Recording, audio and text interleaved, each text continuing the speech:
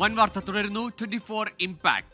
SIR ജോലികൾക്കായി വിദ്യാർത്ഥികളെ നിയോഗിക്കാൻ അനുവദിക്കില്ലെന്ന് വിദ്യാഭ്യാസ മന്ത്രി വി ശിവൻകുട്ടി. ഇക്കാര്യത്തിൽ വിദ്യാഭ്യാസ വകുപ്പ് ഉദ്യോഗസ്ഥർക്ക് കർശന നിർദ്ദേശം നൽകി. കുട്ടികളുടെ വിദ്യാഭ്യാസ അവകാശം ലംഘിക്കപ്പെടാൻ പാടില്ലെന്നും മന്ത്രി പറഞ്ഞു. നമ്മുടെ കുട്ടികളുടെ വിദ്യാഭ്യാസത്തെ ബാധിക്കുന്ന രീതിയിൽ ഒരു കാരണവശാലും ഇത്തരത്തിലുള്ള ഉത്തരവാദിത്തങ്ങൾ വിദ്യാർത്ഥികളെ ചുമതലപ്പെടുത്താൻ വേണ്ടി പാടില്ല. വിദ്യാർത്ഥികളുടെ പഠനത്തെ അത് തടസ്സപ്പെടുത്തും. വിദ്യാഭ്യാസ അവകാശ നിയമം അനുസരിച്ച് വിദ്യാർത്ഥികളുടെ പഠന സമയം സംരക്ഷിക്കപ്പെടേണ്ടതായിട്ടുണ്ട്. വിദ്യാഭ്യാസ അവകാശങ്ങൾക്കല്ലാതെ കുട്ടികളെ മറ്റ് ഔദ്യോഗിക കൃത്യനിർവഹണങ്ങൾക്ക് ഉപയോഗിക്കുന്നത് അവരുടെ പഠനാവകാശ ലംഘനമാണ്. SIR നടപടികൾ പൂർത്തിയാക്കാൻ സ്കൂൾ വിദ്യാർത്ഥികളെ വോളണ്ടിയേഴ്സായി ആവശ്യപ്പെട്ട് ഇലക്ട്രൽ രജിസ്ട്രേഷൻ ഓഫീസർമാർ സ്കൂളുകൾക്ക് കത്തയച്ചിരുന്നു.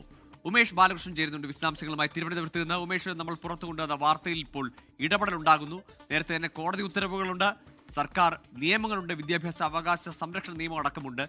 അവിടെയാണ് ഇങ്ങനെ ഒരു നിയമവിരുദ്ധമായ ഇടപെടലിന് ശ്രമം നടന്നത്. അത് വാർത്തയ്ക്ക് പിന്നാലെ നടപടിയിലേക്ക് വരുന്നു.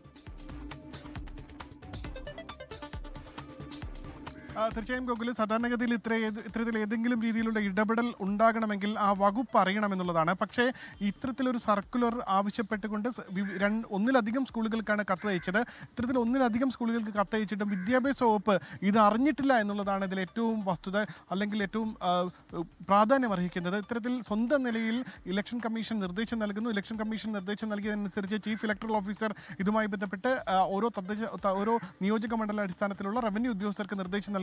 റവന്യൂ ഉദ്യോഗസ്ഥർ സ്വന്തം നിലയിൽ ഈ വിദ്യാർത്ഥികളെ വിട്ടു നൽകണം. അതായത് വിട്ടു നൽകണം എന്ന അപേക്ഷയല്ല, ഈ NCC, NSS, scout and guide ഉൾപ്പെടെയുള്ള വിദ്യാർത്ഥികളുടെ പട്ടിക നൽകണമെന്നാവശ്യപ്പെട്ടുകൊണ്ടാണ് സർക്കുലർ അയച്ചിരിക്കുന്നത്. ഇത് വിദ്യാഭ്യാസ വകുപ്പിന് വലിയ രീതിയിൽ ഇതിൽ അമർഷമുണ്ട്. കാരണം റവന്യൂ വകുപ്പ് ഉദ്യോഗസ്ഥർ ചെയ്ത നടപടി അത് അംഗീകരിക്കാൻ കഴിയില്ല. വിദ്യാർത്ഥികൾക്ക് പഠിക്കേണ്ട സമയമാണിത്. അതുകൊണ്ട് തന്നെ വിദ്യാർത്ഥികളുടെ പഠനേതര വിഷയങ്ങൾക്ക് മാത്രമേ വിദ്യാർത്ഥികളുടെ ഈ കാലഘട്ടം ഉപയോഗിക്കാൻ കഴിയൂ. ഉദ്യോഗസ്ഥ നടപടികൾ, അതായത് SIR ഉൾപ്പെടെയുള്ള ഉദ്യോഗസ്ഥ നടപടികൾക്ക് വിദ്യാർത്ഥികളെ ഉപയോഗിക്കാൻ കഴിയില്ല, അത് അനുവദിക്കില്ല. അതുകൊണ്ട് തന്നെ ഈ നടപടി അംഗീകരിക്കാൻ കഴിയില്ല.